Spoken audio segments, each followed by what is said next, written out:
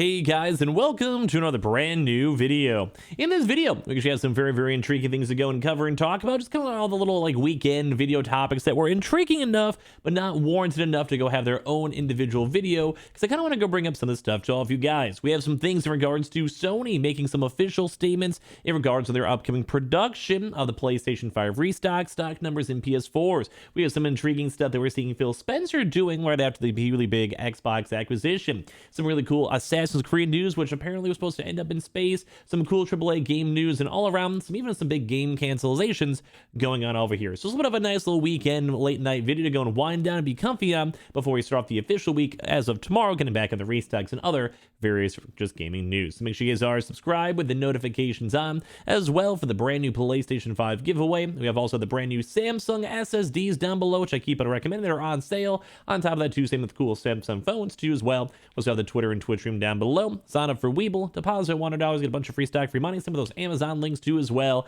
And let's go and dive on into the video itself. So as I mentioned, we have quite a few little various video topics to go cover, and let's go, well, obviously go and talk about it. So if you guys did not go and hear the original news, we actually did go and have Sony go and officially announce that they want to go bring back the PlayStation 4, mainly in regards to the PlayStation 5 kind of having issues with overall stock and stock production and numbers, and apparently that's actually not even true. Although they are trying to deny it, I would probably say that actually it probably still is, no matter if they want to go deny in the first place. So we basically have Sony addressing up that controversy. So we have this that was kind of floating around throughout these past few days, where we actually go and have the article showing up here basically saying that Sony actually does deny that they want to increase the PS4 production just to deal more so with the PlayStation 5 shortage, as they respond to recent reports. Now, funny enough, even though this is kind of like what they're trying to go and say, and they're trying to maybe downplay it and be like, yeah, there's not really that much of a big issue or that much of a big, supply issue or semiconductor issue, whatever it is, I almost think almost all of us would probably agree this probably does have at least some part to play with the PlayStation 5 shortage. But as well, I do always want to let people always know, we do usually see a lot more of the, well, I guess like previous term consoles usually last for a little while longer, especially say like the PS2 and PS3 when it went on a lot longer, especially for more places that are not like purely like America or like the UK, etc. So think like India and China, South America, that are kind of okay with playing older games and developing up games for that. So I'd probably go and say it might go hand in hand. Number one, that Sony has been pretty consistent and kind of supporting up the old generation consoles, and with both Horizon Forbidden West and God of War Ragnarok both being released on the PS4, it makes sense to keep on selling them until the end of this year. Makes no sense not to, but they probably want to put their main focus on the PS5. So there's some reports over here basically saying that Sony Interactive Entertainment actually did go and deny increasing the production to deal with the current PlayStation 5 shortage, denying the recent reports of them just basically kind of doing that to go and solve up this PS5 restocks.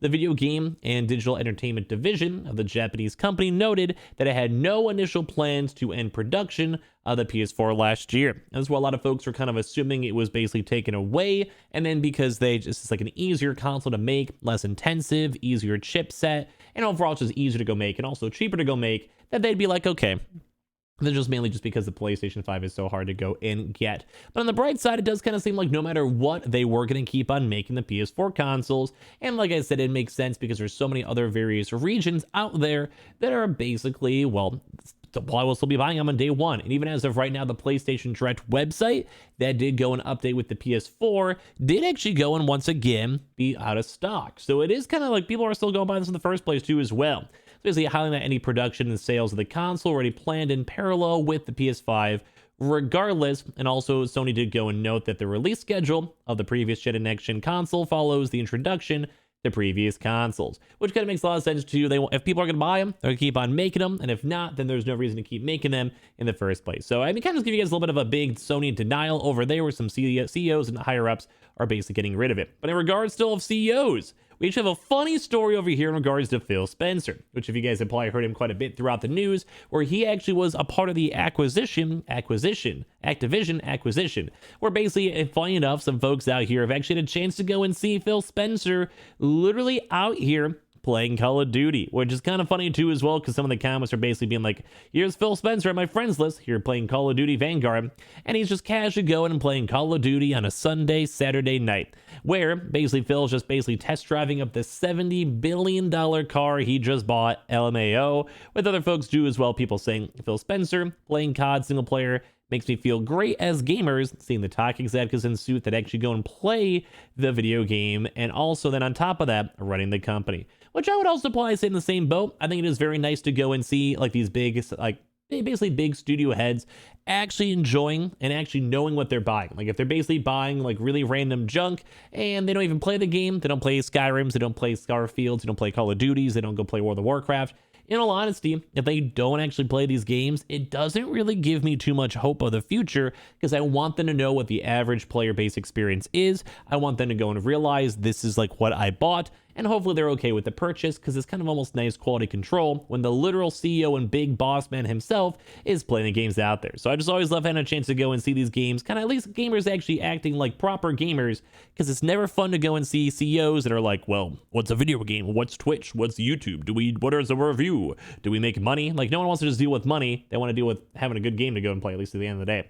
So some other little various side things too as well. Some intriguing stuff is that Little Dreams, which is kind of like a big thing, say like Roblox, Minecraft, like a nice basically component to build and host and utilize games, is actually not going to be used for a feature film. A Winter's Journey was actually picked up by Sony Pictures Classic. So it's basically no dearth of creative projects that come from Media Molecules Dreams, which I've actually checked it out before. It's very cool to have a chance to go and check out and see and utilize games in the first place. So basically I've seen like a lot of cool various games, renders, and also even I think an Avatar game mixed on in. But now there's actually a movie from Sony Pictures called A Winter's Journey that will be literally using the Dreams world to create the world. A Winter's Journey is set in Bavaria, southeast part now of Germany, in 1812, and the film will be telling the story of a poet who takes a perilous journey across mountains, ice, and snow. So in a lot of things, if it makes you save a lot of money for it, might as well. I don't think there's anything wrong with that at the end of the day. Of course, especially if they could have like cool CG and painted animations, and I'll be very curious to go and see how this actually turns out at the end of the day. As well, funny enough story, I almost just want to read the title and leave it at that. The original plan, apparently, if any of you guys remember the old school Assassin's Creed with like Desmond, like, 1, 2, 3 Revelations, Unity, Brotherhood, all that stuff back in the day, was apparently supposed to end on a literal spaceship in the first place. So basically, it's actually all from the very, very start back in the day, and this is actually dreamed up by the Assassin's Creed co-creator, Patrice Delisette, who basically published by that over here, like Lars de Wilt, and a research of conspiracy theories, religion, and other beliefs too as well. And he basically went and interviewed all these people back in the day in 2019, and he saw a footnote detailing story details gleaned from these interviews. And basically this actually shows that these stories evolved over time, but one big thing too as well is that they only want to end up in space. The original plan was pieced together based on interviews by me with AC's original creator, Patrick Delisette, as well.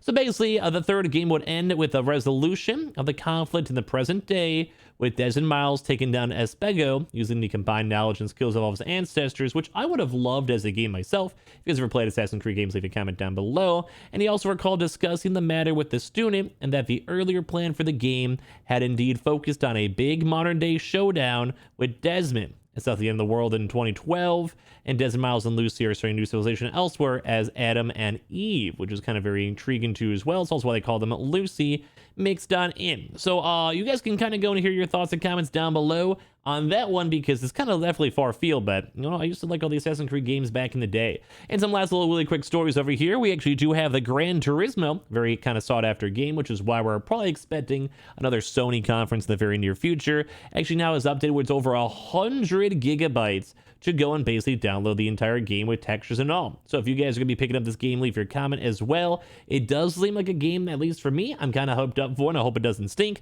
Might want to go and stream it up on my Twitch stream in general. But it does seem kind of cool. I'm never against this type of stuff.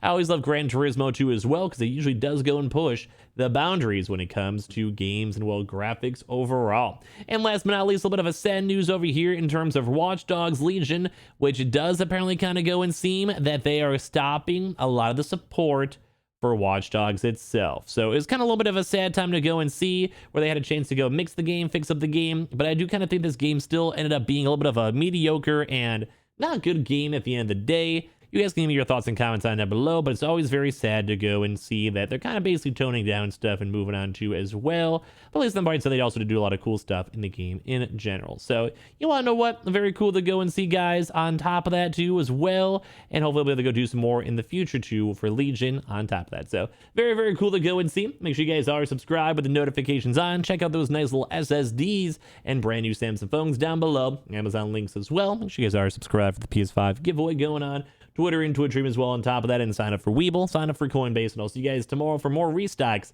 going on. I appreciate you guys all so much for watching, and hope you guys have a good rest of your days and nights, and go be comfy.